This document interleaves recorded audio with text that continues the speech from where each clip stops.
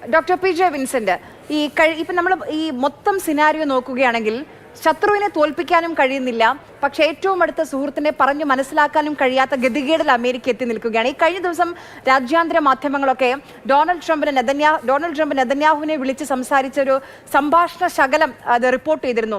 അതിലെ ചില ഭാഗങ്ങളൊന്നും നമുക്കിവിടെ ഈ ചർച്ചയിൽ ഈ ഫ്ലോറിൽ പറയാൻ കഴിയാത്ത രീതിയിലുള്ള ഭാഷയാണ് അവിടെ ട്രംപ് ഉപയോഗിച്ചിട്ടുള്ളത്. അത് മാത്രമല്ല, നോക്കൂ, മാർച്ച് 6 ഡൊണാൾഡ് ട്രംപ് പറഞ്ഞു, ഇറാനുമായി ഒരു ചർച്ചയും ഒരു കരാറുമില്ല, നിരുപാധികം ഇറാൻ കീഴടങ്ങണമെന്നാണ് മാർച്ച് 6 ഡൊണാൾഡ് ട്രംപ് പറഞ്ഞത്. പക്ഷേ ജൂൺ 8 പറയുന്നത് എന്താണ്? ഇസ്രായേലിന് മുന്നിൽ ഒരു ചോയ്സും ഇല്ല, ഇറാനുമായി ഒരു കരാറിലേക്ക് ഇസ്രായേൽ എത്തണമെന്ന്. എന്തായിരിക്കും ഈ കോൺട്രഡിക്ഷന്റെ കാരണം? അല്ല, അമേരിക്കൻ സാമ്രാജ്യത്വം എന്നുള്ള വാക്ക് തന്നെ നമ്മൾ കൃത്യമായി ഉപയോഗിക്കണം. അതാണ് അതിൻ്റെ ശരി.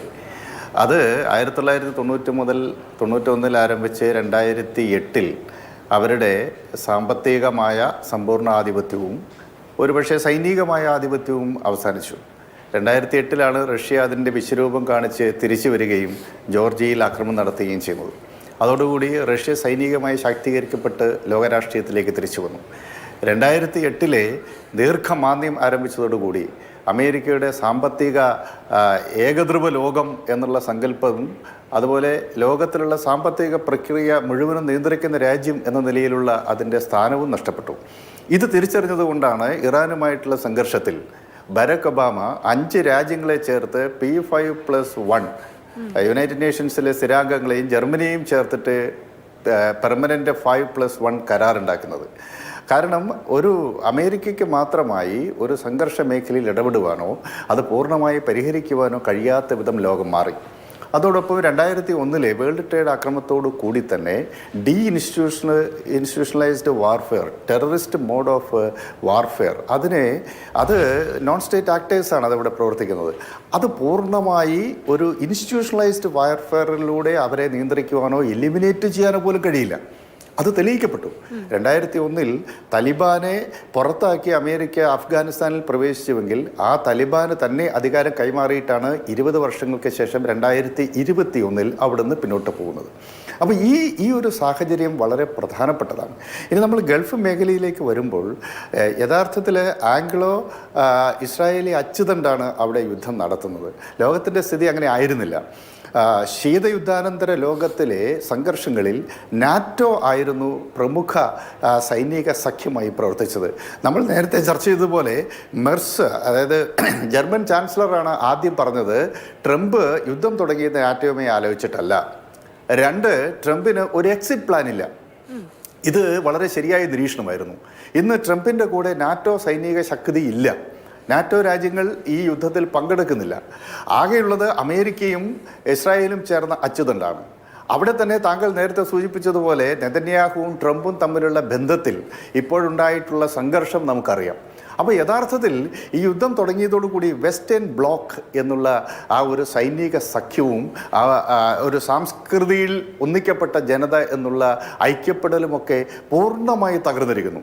അതായത് ട്രംപിസത്തിൻ്റെ അപഹാരത്തിൽ ട്രംപ് തന്നെ അമേരിക്കൻ രാഷ്ട്രീയത്തിനകത്ത് തകരുകയും അപ്രസക്തമാകുകയും ചെയ്തുകൊണ്ടിരിക്കുന്നു എന്നുള്ളത് വളരെ പ്രധാനപ്പെട്ടതാണ്. ഇതൊരു ഭാഗത്ത് നടക്കുമ്പോൾ ഇറാനിൽ ഈ ഗൾഫ് സംഘർഷത്തിൽ ഇത് അമേരിക്കയുടെയോ അല്ലെങ്കിൽ ഇസ്രായേലിൻ്റെയോ മാത്രം പ്രശ്നം എന്ന നിലയിൽ നമുക്ക് കാണാൻ സാധിക്കില്ല. ഇത് യഥാർത്ഥത്തിൽ 1991 ഗൾഫ് യുദ്ധത്തിൻ്റെ തുടർച്ചയാണ് ഇന്ന് കാണുന്ന സംഘർഷം. അത് ആ മേഖലയിലെ ശക്തമായ ഒരു സൈനിക ശക്തിയായിട്ടുള്ള ഇറാഖിന് കുവൈറ്റിനെ വളരെ പെട്ടെന്ന് കീഴടക്കി തകർക്കാൻ സാധിച്ചു. ഇത് ഒരു വലിയ സെക്യൂരിറ്റി പ്രോബ്ലം GCC രാജ്യങ്ങൾക്ക് കൊണ്ടുവന്നിട്ടുണ്ട്. ഗൾഫ് മേഖലയിലെ സ്ട്രൈക്കിംഗ് പവർ എടുത്തു കഴിഞ്ഞാൽ ഏറ്റവും ശക്തമായ രാജ്യം മിഡിൽ ഈസ്റ്റിലെ ഇസ്രായേലാണ്, 2ാം സ്ഥാനത്ത് ഇറാനാണ്, ഒരുപക്ഷെ 3ാം സ്ഥാനത്ത് സൗദി അറേബ്യ ആയിരിക്കും. ഏറ്റവും അധികം ആയുധം വാങ്ങിക്കൂട്ടുന്ന രാജ്യവും സൗദി അറേബ്യയാണ്. പക്ഷേ സൗദി അറേബ്യയ്ക്ക് ഇൻഡിജിനസ് ആയിട്ടുള്ള ഹൈലി ട്രെയിൻഡ് ആയിട്ടുള്ള ഒരു മിലിറ്ററി ഇല്ല. അവരുടെ സൈന്യമൊക്കെ ഈ യൂറോപ്പിൻ്റെയും അമേരിക്കയുടെയും ഒക്കെ പരിശീലനത്തിൽ നിൽക്കുന്ന ഒരു സൈന്യമാണ്. അവർക്ക് ഈ യുദ്ധത്തിൽ നിരന്തരം പങ്കെടുത്ത അനുഭവമുള്ള ഇറാൻ്റെയോ അല്ലെങ്കിൽ ഇറാഖിൻ്റെയോ സൈന്യത്തോടുകൂടി ഏറ്റുമുട്ടാൻ പറ്റില്ല. സദാം ഹുസൈൻ തകർന്നതോടുകൂടി ഇറാഖ് സൈനികമായി തകർക്കപ്പെട്ടു. ആ സ്ഥാനത്തേക്കാണ് ഇറാൻ കടന്നു വരുന്നത്. ഇറാൻ ഒരു അതിശക്തമായ സൈനിക ശക്തിയാണ്. ഇറാൻ്റെ സൈനിക ശക്തി ഈ ഗൾഫിലെ മറ്റ് രാജ്യങ്ങൾ, എസ്പെഷ്യലി GCC രാജ്യങ്ങളുടെ മേലെ ഒരു ഡെമോക്രസിൻ്റെ വാള് പോലെ എപ്പോഴും നിൽക്കുന്നുണ്ട്. അമേരിക്ക ഇസ്രായേൽ സഖ്യം അവിടെ ഇടപെട്ടാലും ഇല്ലെങ്കിലും ഇന്നല്ലെങ്കിൽ നാളെ ഒരു സംഘർഷത്തിൽ ഇറാൻ ഈ രാജ്യങ്ങളെ ഏതിനെങ്കിലും ആക്രമിച്ചു കഴിഞ്ഞാൽ അവർക്ക് പ്രതിരോധമില്ല എന്നുള്ളത് ഒരു വാസ്തവമാണ്. ഈ സാഹചര്യത്തിലാണ് ഒരുപക്ഷെ ഇസ്രായേലും അമേരിക്കയൊക്കെ മുന്നോട്ട് വെച്ച ഈ അബ്രഹാമിക് അക്കോർഡിലടക്കം അംഗമായി ചേരാൻ ഈ രാജ്യങ്ങൾ നിർബന്ധിതമായിരുന്നത്. ഈ ഒരു സംഘർഷാത്മകമായ സാഹചര്യം തന്നെയാണ് സൗദി അറേബ്യയ്ക്ക് പാകിസ്ഥാനുമായി ഒരു സൈനിക സഖ്യത്തിൽ ഏർപ്പെടുന്നതിലേക്ക് നയിച്ചത്. അപ്പോൾ ഗൾഫ് രാജ്യങ്ങൾ, അത് GCC രാജ്യങ്ങൾ സാമ്പത്തികമായി അതിശക്തമാണ്. പക്ഷേ അവർ ഇറാൻ്റെ ഒരു ആക്രമണത്തിന് മുന്നിൽ അവർക്ക് പിടിച്ചു നിൽക്കാൻ പറ്റില്ല.